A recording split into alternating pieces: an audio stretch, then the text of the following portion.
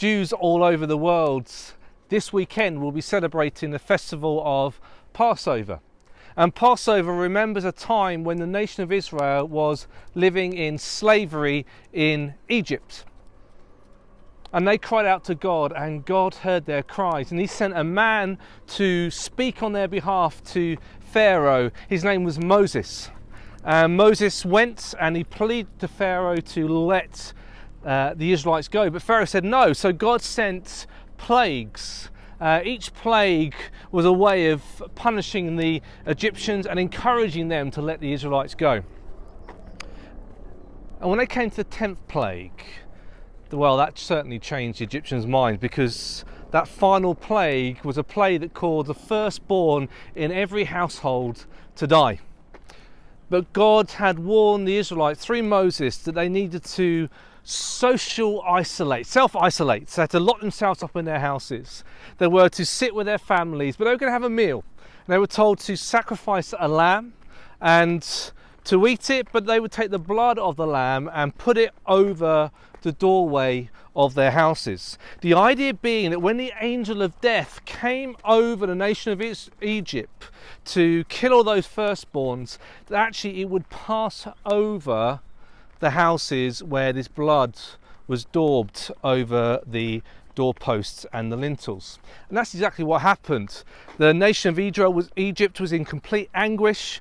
The nation of Israel was safe from this plague, and the Pharaoh finally let the Israelites leave. And finally they were no longer slaves, but they were free. Now this weekend is also Easter.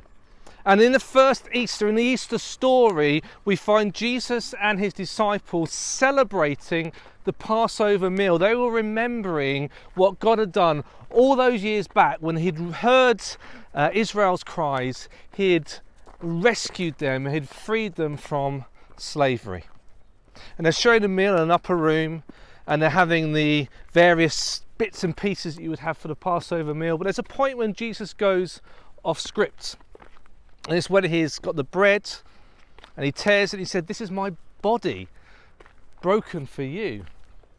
And that must have puzzled the disciples somewhat. Then he picked up the cup of wine. Sometimes in the Passover meal it's called the cup of blessing or the cup of redemption. And he takes that wine that's supposed to symbolise that blood of the lamb that was put on the doorposts. And he said, instead of saying this is the blood of the lamb, he says, "This is my blood shed for you." You see, what Jesus was trying to tell his disciples was that somehow his body being broken and his blood being spilled would rescue not just Israel, but the whole world, the whole of humanity from slavery. That somehow his death and his resurrection that was just around the corner would be this momentous point in history that would bring about freedom. In John's Gospel, John writes that for God so loved the world that he sent his only Son, so that whoever believes in him shall not die, but have eternal life. Also tells us in the Bible the consequences of sin is death. And through Jesus' death on the cross, he has freed us from the curse of sin.